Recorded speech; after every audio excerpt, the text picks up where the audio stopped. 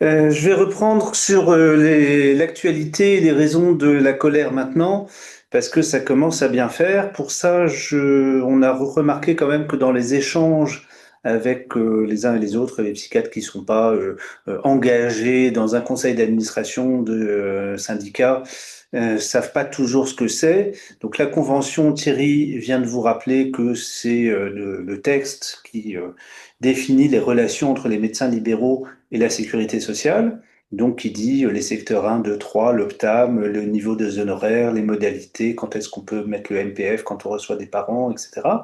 Mais ça concerne non pas les psychiatres, mais tous les médecins libéraux.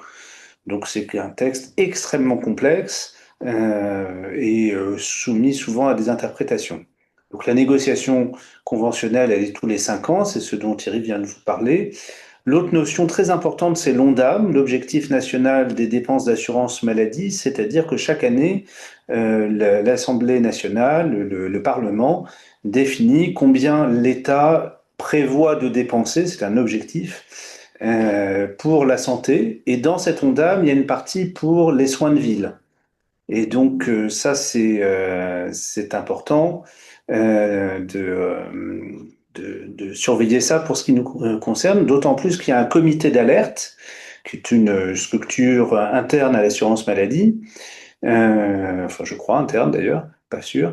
En tout cas, il y a un groupe de quelques personnes qui disent, oh là là, l'ONDAM est atteint, donc les dépenses vont commencer à déraper. C'est ce qui s'est passé en juillet dernier. On devait avoir une augmentation prévue par la négociation conventionnelle, mais comme l'ONDAM commençait à être atteint, cette augmentation a été reportée au 1er janvier et vient d'être appliquée. Et puis, il faut faire la différence entre le PLF, le projet de loi de finances de l'État en général, donc les impôts en tout genre, et les dépenses, et le PLFSS, le projet de loi de financement de la sécurité sociale, qui nous occupe aujourd'hui. Donc nous avons quand même, je donne quelques chiffres que Thierry évoquait, on a aujourd'hui, depuis le 1er janvier, un CNP qui passe à 52 euros, donc une consultation habituelle avec le MCS à 57. Et ça, c'est le fruit de ces négociations conventionnelles. Et la pédopsie passe à 100 euros pour une consultation avec les parents. Et effectivement, la téléconsultation est inférieure, des honoraires inférieurs à celle de la consultation présentielle. C'est une volonté de la Sécu et un refus de faire autrement de la Sécu. Et pour les soins en clinique, les honoraires de surveillance augmentent un petit peu aussi. On a fait des tableaux qui résument ça, qui sont accessibles pour les adhérents. Donc là, par exemple, pour les secteurs 1 ou les OPTAM, en fonction de l'âge, des situations. Il y en a un pour le présentiel, pour la téléconsultation, pour les visites à domicile et les mêmes pour le secteur 2 sans OPTAM, pour les consultations avec ou sans dépassement d'honoraires. Vous avez tout ça sur votre espace adhérent pour les adhérents. Pour ce qui nous concerne ce soir, je dirais que la grande cause de santé mentale 2025, qui est reconduite en 2026, ça aboutit pour nous à une pression sur la médecine libérale comme on n'avait jamais vu avant. Les attaques contre la Convention, donc contre le lien qu'on a vraiment avec la sécurité sociale et ce qui définit le rapport entre les médecins libéraux et l'État. Il y a eu donc ce comité d'alerte en juin qui a reporté les augmentations qui étaient pourtant validées dans la Convention. Il y a aussi le fait que les adhérents à l'OPTAM, donc l'OPTAM, c'est ce qui permet de lutter un mécanisme mis en place pour lutter contre les dépassements d'honoraires. Et ceux qui voulaient bien jouer le jeu, on leur a dit, ah ben comme on vous augmente avec les nouveaux tarifs de la convention, comme on vous augmente d'un côté, vous avez moins besoin de faire des dépassements, donc ce qu'on vous donne d'humain, on va vous le reprendre. Ça a amené des mouvements aussi de lutte et de sortie de l'OPTAM. La proposition de loi Garot et celle de Mouillet pour le Sénat contre la liberté d'installation aussi étaient des sérieuses accroches contre la médecine libérale. Et puis dans le projet de loi de finances, pas celui de la sécurité sociale, mais dans le projet de loi de finances général, les médecins libéraux en secteur 1, ceux qui voilà, jouent vraiment le jeu du tarif opposable tout le temps, voilà qu'on les menace de leur retirer un avantage de 3% sur leur déclaration d'impôt, ce qui est quand même absolument sidérant. Et puis, il y a le PLFSS, le projet de loi de financement de la Sécu, avec plein de mesures qui ont été proposées. Et donc, pour ceux qui étaient déjà arrivés, je rappelais que aujourd'hui, il y a une interview de Marguerite Cazeneuve, alors peut-être que ça sortira dans l'édition de demain de Libération, qui dit que les médecins libéraux se plaignent et vont faire grève pour des trucs alors qu'en fait, tout a déjà été annulé. Ben, pas tant que ça. D'abord, on se plaint de toutes ces attaques répétées, et ensuite, tout n'a pas été retiré. Donc, dans le projet de loi initial, il y avait une augmentation des franchises médicales que payent les patients 1 € par boîte, qui passerait à 2 € par boîte. Et on avait remarqué que beaucoup des médicaments qu'on prescrit sont pas très chers et coûtent à peu près 2 euros, et que donc ça veut dire qu'ils sont plus du tout remboursés. La taxation des compléments d'honoraires des secteurs 2, qui a finalement été annulée après les navettes entre l'Assemblée générale et le Sénat, mais il y avait une menace de faire 3,5% de taxes sur ces compléments d'honoraires. Le déremboursement de toutes les prescriptions des secteurs 3, ça c'est validé. Hein. Alors ça c'est un débat complexe parce que l'AFPEP et SNPP ne soutient pas le développement du secteur 3, pour être clair. Néanmoins, effectivement, ça sert quand même dans les négociations à pouvoir dire que dans les négociations conventionnelles, si vraiment tout partait à volo, il y a toujours cette menace du secteur 3. Donc ils ont verrouillé cette menace-là, et pour l'instant, ça a été validé par le Conseil constitutionnel. Et il y a une possibilité que certains syndicats lancent une question prioritaire de constitutionnalité, une QPC là-dessus, ce qui est un enjeu risqué parce qu'une QPC peut aussi inscrire dans le marbre que si ça n'aboutit pas, décidément, ça restera comme ça. Il y a eu une attaque sur les limitations des arrêts de travail. Alors là aussi, c'est un débat complexe. Je ne veux pas le simplifier trop, mais voilà. Maintenant, les arrêts de travail, on attend les décrets d'application, mais globalement, on s'attend à ce que l'arrêt de travail initial soit 1 mois maximum et le renouvellement à 2 mois, ce qui pose des problèmes en plus et en moins. Hein. C'est un débat compliqué, on ne va pas rentrer dedans ce soir, mais ça contraint l'exercice. Et puis, il y a ce fameux alimentation du DMP. On était menacé d'avoir des amendes jusqu'à 10 000 € par an si on n'alimentait pas et qu'on n'allait pas bien consulter le DMP de nos patients, alors que c'est un système qui marche pas bien, sur lequel on trouve pas tellement d'infos. Alors évidemment, si ça devient obligatoire, peut-être qu'on aurait plus d'infos, mais techniquement, c'est pas au point, c'est pas bien intégré dans les logiciels, et si on l'utilise pas, voilà que c'est nous qui serions sanctionnés. Donc ça a été annulé par le Conseil constitutionnel quand même. Donc Marguerite Cazeneuve, quand elle dit mais il râle alors que les trucs ont été annulés, bah oui, il y en a qui ont été annulés, c'est pas de son fait, et puis il y en a qui restent. Il y a l'histoire de l'amendement 159 pour ne plus rembourser tout soin qui se référerait un tant soit peu à des théories psychanalytiques. Ça a été annulé, mais ça reviendra. Et puis, il y a surtout cette question de l'Ondam des soins de ville, que je vous expliquais au début. Si on fait plus 0,9%, alors que d'habitude c'est 3 à 4%, on est sûr que le comité d'alerte dont je vous parlais un peu plus tôt va s'activer assez tôt en 2026, hein, qu'on va vite dépasser ces 0,9%. Or, justement, dans la loi de finances votée, validée par le Conseil constitutionnel, il y a 2 articles 77-78 qui donnent la possibilité pour le directeur de l'assurance maladie, pour le ministre, pour les CNP, et ça pourra nous intéresser éventuellement, ou des commissions compétentes, je ne sais pas bien ce que ça veut dire, de modifier ou de supprimer des actes de la CCAM sans négociation. Alors la CCAM, c'est les actes techniques, nous, on n'en fait quasiment pas. Mais ça met en place un système. Donc les psychiatres ne sont pas les premiers visés par cette affaire-là, mais l'idée que si on atteint plus que 0,9% de dépenses, Le comité d'alerte se met en place et le directeur de l'assurance maladie peut annuler des actes. Ça commence à mettre en place un truc qui contourne complètement la négociation conventionnelle. Et c'était précisément l'argument pour lequel on avait accepté la convention, convention de 2024, malgré tous les manques qu'il y a là-dedans, c'est que justement, on se disait, si on ne signe pas la négociation conventionnelle, c'est l'Assemblée qui va prendre le pouvoir et qui va décider elle-même sans discuter avec nous. Ben, c'est très exactement ce qui se passe là. Donc on a bien fait de grappiller ce qu'on pouvait à ce moment-là.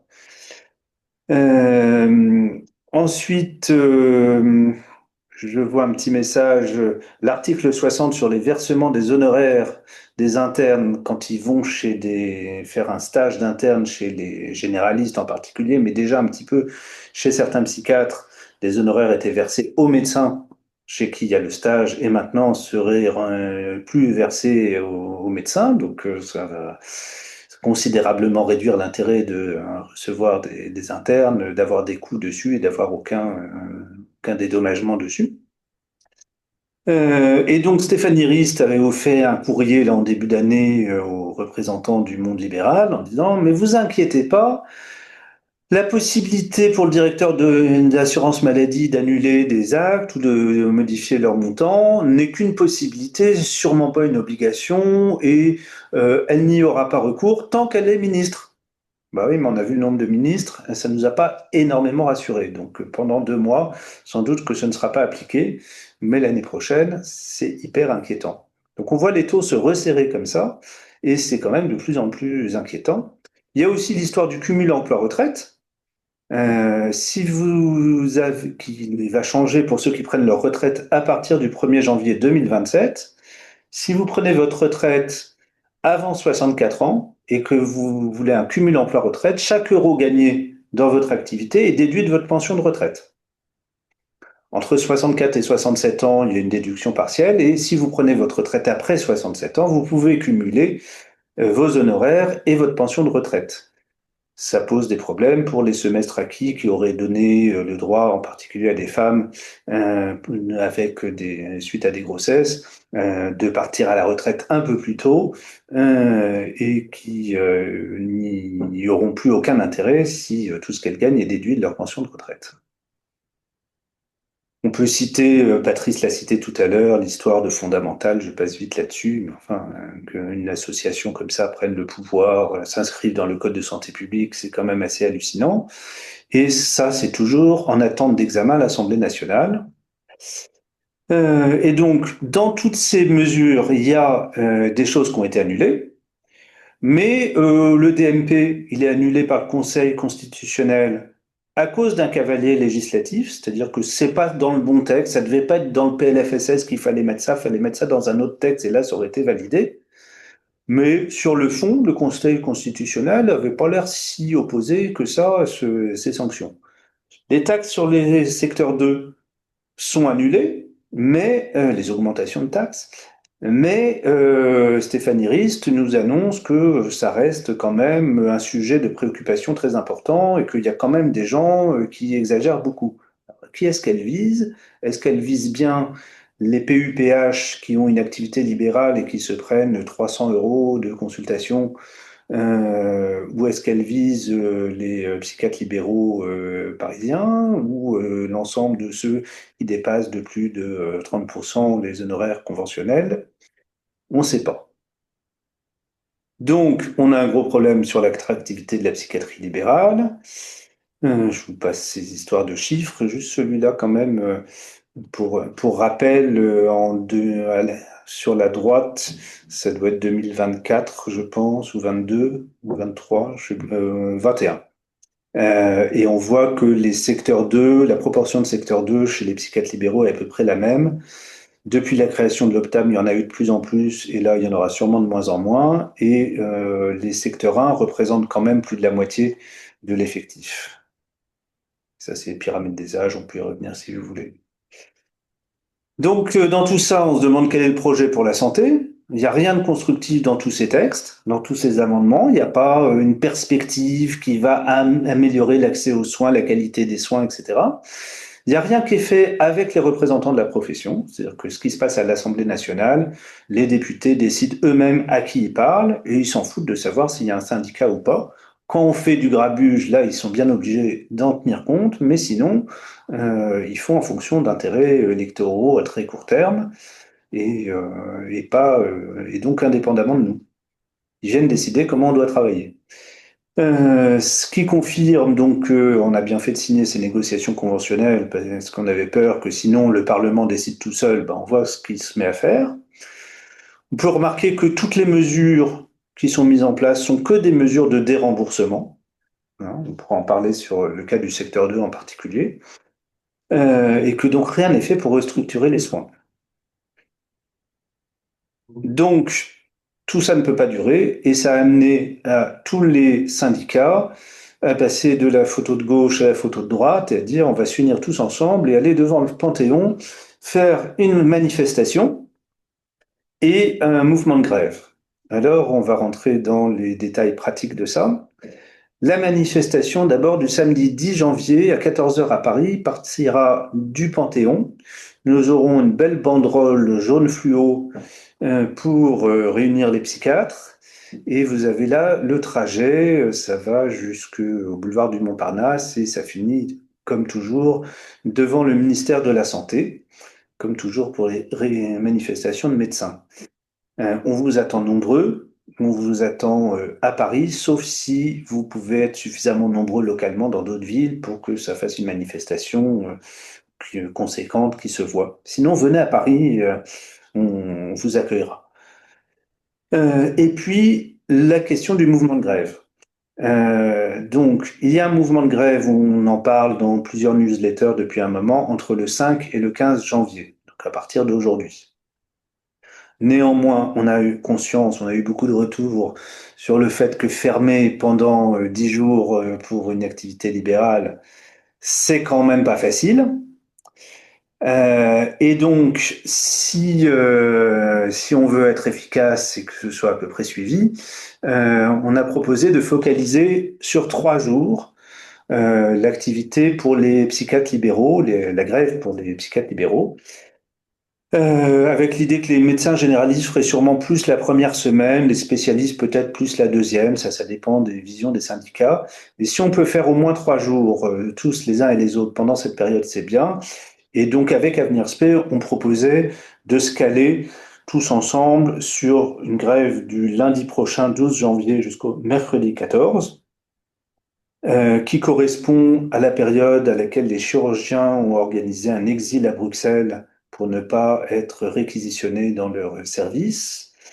Et donc voilà, mais si vous avez prévu de faire grève à partir d'aujourd'hui, du 5 au 8, du 5 au 10, de ce que vous voulez, l'important c'est qu'il y ait de la grève. Ensuite, comment est-ce qu'on compte la grève?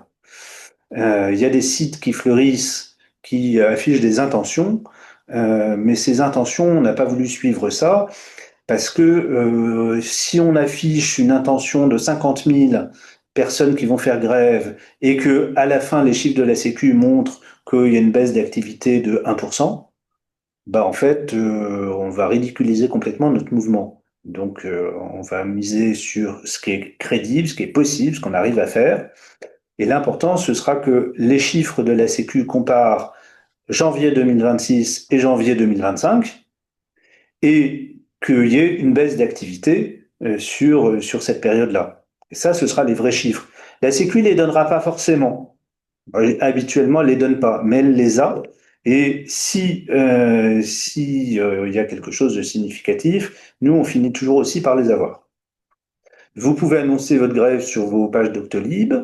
Vous pouvez mettre un mot dans vos salles d'attente. Et puis, voilà, et diffuser ça tout autour de vous, appelez à faire la grève, parce que, comme je vous ai expliqué, l'heure est grave. Nous avons heureusement une alliance importante avec Avenir Spé, qui prend très au sérieux les questions des psychiatres, qui nous a largement défendu pendant la négociation conventionnelle. Il est possible d'avoir des avenants encore pendant la convention, comme le rappelait Thierry et Patrice, je crois. Et donc, le poids qu'on aura là va être déterminant dans cette affaire. Je vous ai mis là, sur la ligne du bas, les spécialistes. Avenir Spé Le Bloc représente 40% de la profession aux dernières élections.